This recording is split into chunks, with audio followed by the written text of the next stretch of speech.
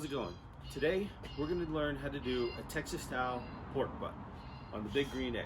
We get a lot of phone calls on how to do this, so I figured I'd just make a video, show everybody step by step, start to finish, how it's done. Alright, so now we got to get these coals lit. I'm sure a lot of you already know how to do this, but I said from start to finish. So what I like to do is I like to make a little teepee of coal in here. Use a fire cube, get it started real good. And I'm also going to use my wood of choice, post oak. I like to just kind of put some of the big chunks here. That way, a good fire going.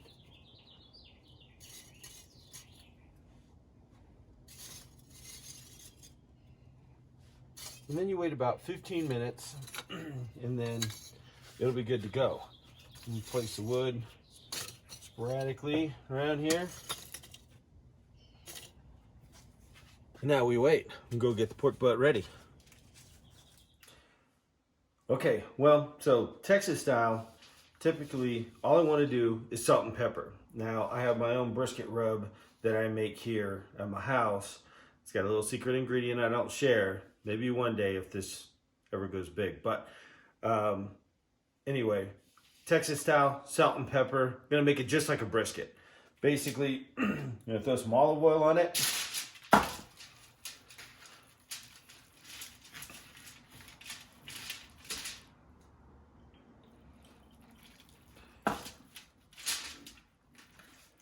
The brisket, I typically put mustard on it. But now, with the pork butt, you put a bunch on there. It's a lot of meat.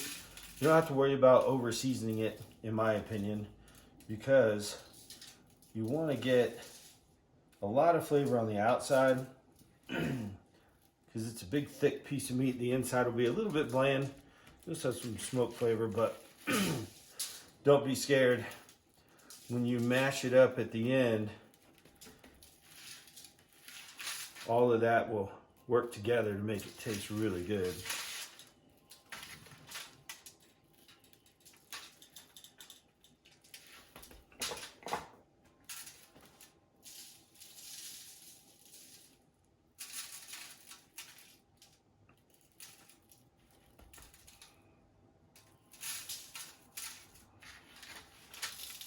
And this will make really good bark. And really in Texas, it's all about that bark. We've done a bunch of Kansas City style competitions that we've actually done really good in.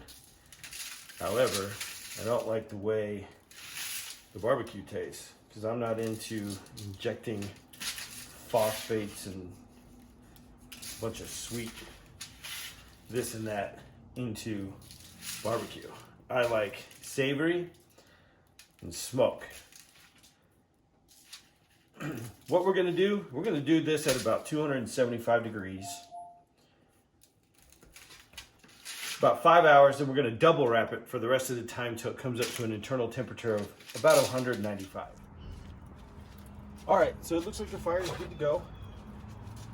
I'm gonna shut it down and start bringing it up to temperature. Gonna knock it down here.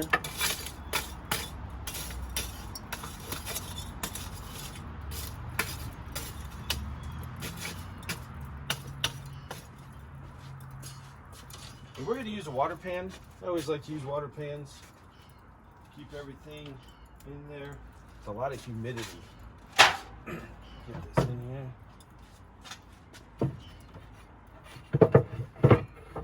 Okay.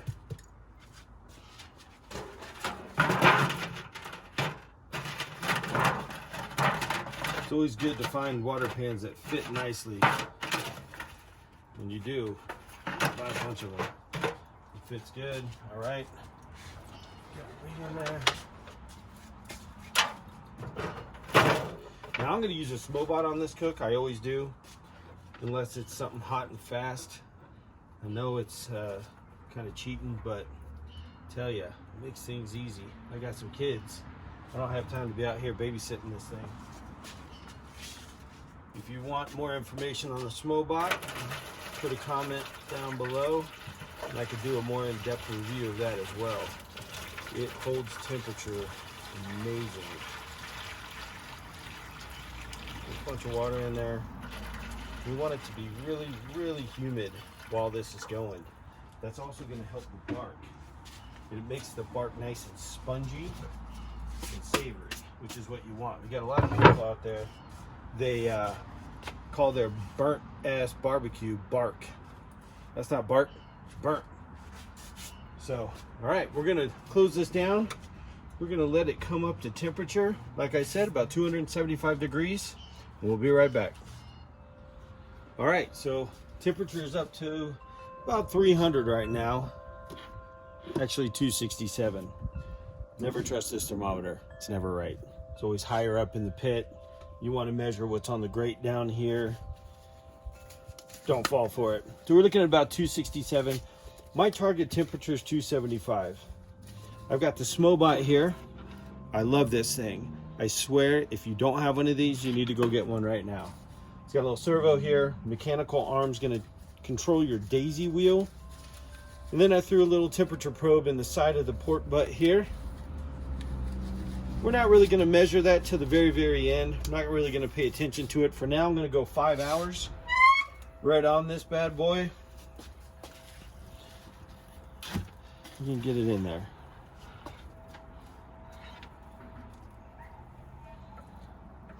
Shut her down. Now we're going to let it go for about 5 hours. We'll see you when that time is done. Before I forget, I threw it on there fat side down, but it does need to be fat side up, okay? That's what I recommend. First time making the video, I'm forgetting the basics while I'm doing it for some reason. But hey, my first video, deal with it. So really quick, I want to talk about the fat side up, fat side down debate, okay? I'm not saying put it fat side up just because everybody thinks this fat's going to render down into the meat. I don't necessarily think that that's the case, not in my experience at least. In the Big Green Egg, your heat source is coming from below. So if I didn't have a water pan in there, I would recommend doing a fat side down. That way it gives yourself a little bit of a barrier. However, I've got the water pans in there. That's going to create a really good buffer for that heat. The heat's going to come up, it's going to go down like a convection oven, hit the top of that meat. I'm putting the fat side up because that's going to protect the meat. Not necessarily because I think that that's going to render down into the fat. I don't know that that's true. I've seen things saying both. This is just the way that I've done it, and it seems to work well. All right, it's been about 3.5 hours. Let me come take a look at this, do some spritzing. The bark's looking really good. We need to add a little bit more water here.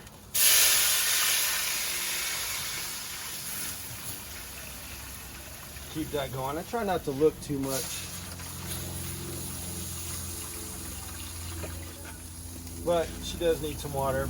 The other thing I'm going to do at this point is I got a mixture of apple cider vinegar and water, half and half, and spritz it.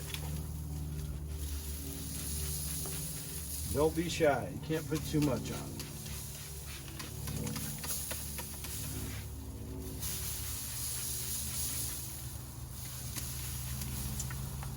All right, I'm gonna shut her down.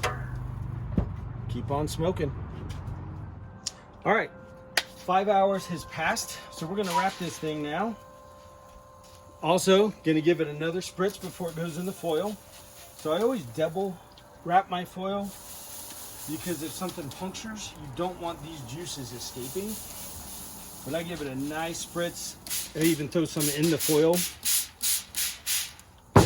Okay.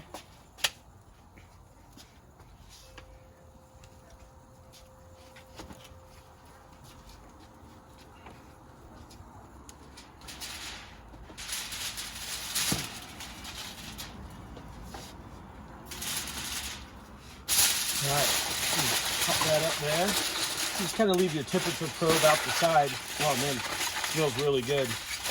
All right, you want to do it pretty tight. Okay, this is the top. Remember where your top is. Now the top's on the bottom. Back over so the top's up top. All right, bring it in.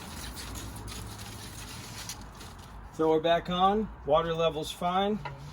Now what I'm gonna do is I'm gonna let this go to an internal temperature of 190 degrees. Shouldn't take too long, but sometimes you just gotta wait. Okay, internal temperature's at 190. It's rested for several hours. Time to open her up. See what we got.